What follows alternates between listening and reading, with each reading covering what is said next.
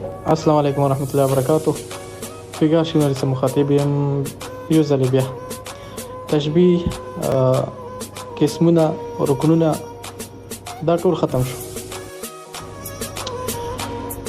ها بل دا تشبیه مجمله مؤکده کې سوچ کوو. ها مؤکده کې عادت ختميږي، مشابه به وجه تشبیه پکې وی مؤکده کې خو عادت پکې نه وي.